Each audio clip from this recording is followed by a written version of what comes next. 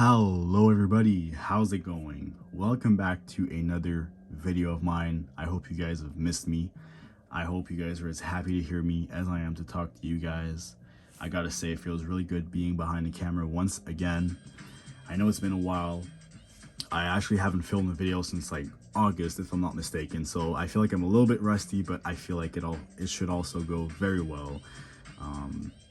I won't go into too many details on what happened, why I couldn't upload, but long story short, I just had to put my collecting hobbies on pause because I quit my job at the vintage store. I don't work there anymore, so that's that. And it was just really hard for me to find another job that was stable and that I just saw myself working there for a long period of time. And I finally have that, finally have a place that I really like working at and that I'm comfortable at. And it just allows me to fully put my energy into YouTube as much as I want to, and just being able to collect sneakers and buy gear again, you know, because when you're in that situation, you're not necessarily thinking about that, you're not prioritizing that, and I just wasn't in the right mindset. So for me, it was just better to just put it on the side and start again when I'm feeling like it, because I don't want you guys to look at the video and feel like it was rushed or feel like I was in a bad mood and just leave you with a bad taste in your mouth. I absolutely do not want that. So I took my time, I'm ready, and I'm really happy to be behind the camera again. I don't know if you guys can hear it in my voice, but I'm definitely a little bit excited and it just feels really good. So without further ado, let's get right into it with this brand new shoe review. I have the Air Jordan 9 in the powder blue colorway. This is the brand new 2024 rendition of the shoe, which is true to OG specs, which is exactly what I've wanted for a long time. Not necessarily this specific shoe, but the Air Jordan 9 being given the remastered treatment and just the OG specs it's a beautiful thing. It's one that I never thought I would see, and yet here we are. So hats off to Jordan Brand for that, finally doing it, finally making me happy. Let's get right into it. I will go into the history, then I'll go into the materials, the details, and then I'll tell you about what I think on the shoe.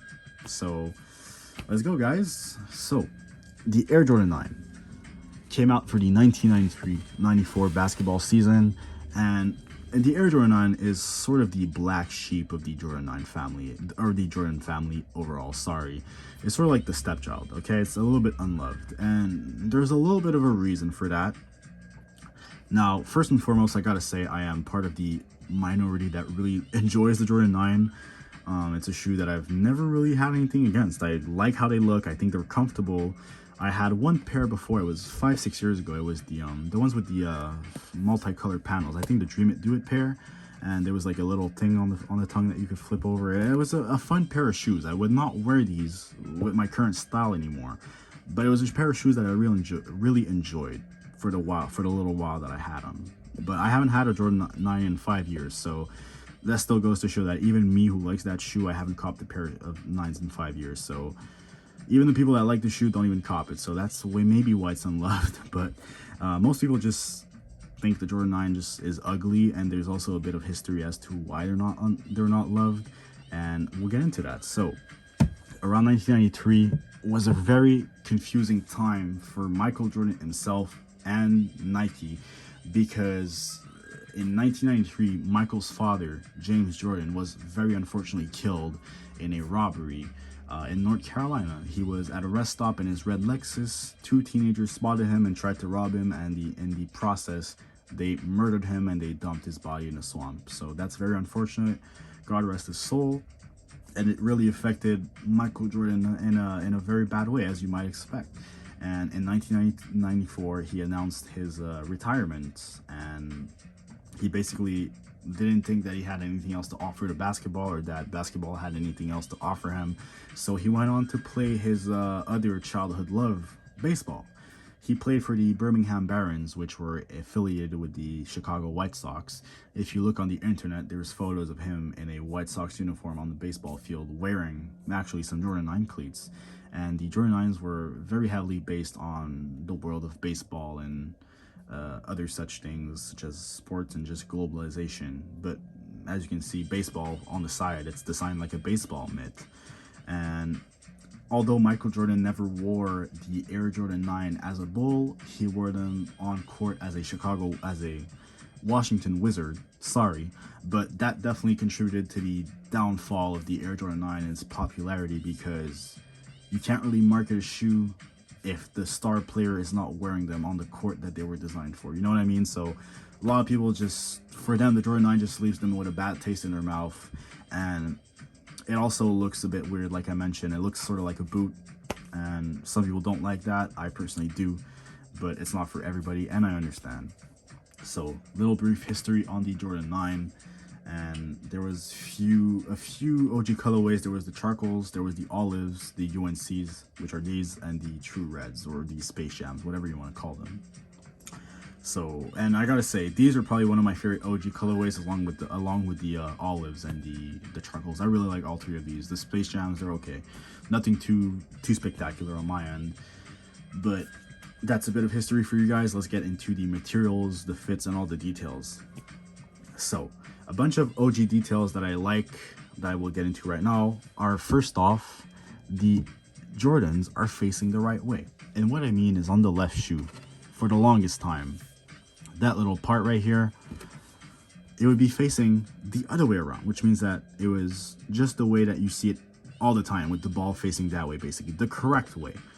But it just never really flowed with the shoe. It just always looked wrong, and I'm pretty sure this is the first time they actually give it the OG treatment with that. I tried to search up the latest Jordan 9 releases before that, and they looked like they had the Jumpman on the wrong way. So this is really the first release where they actually stuck their head out of their ass and were like, oh, we gotta do something about this, and they finally did, and I'm really happy that they did. It's a very, very minute detail, but yet it changes a lot in my opinion. And the Jordan 9 is just a shoe that holds a special place in my heart, because when I got into the game, I didn't really feel too much positive things about the Jordan 9 either, but I saw a picture of Tupac wearing them in the true red colorway and on a photo shoot. It's a very iconic photo shoot in black and white, and he's wearing the true red Jordan 9s, and it just completely changed my perspective, and now I really like that shoe. And yeah, so that's the first OG detail. Really happy they brought that back. And the second one, which is kind of like a controversy around the sneakerhead community, a lot of people are mad about that, which I'm not. I'm actually glad.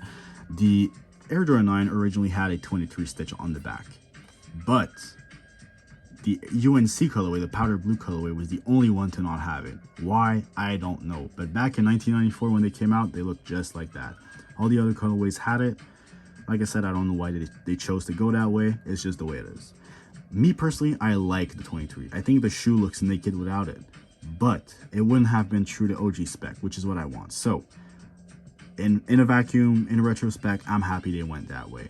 But I might understand why some people might not like that, considering the 2010 version had it, which is the first time that they retroed. They had that. The Jumpman was facing the wrong way, and they didn't have the blue lining on the leather neither, which is what I was gonna get to right now.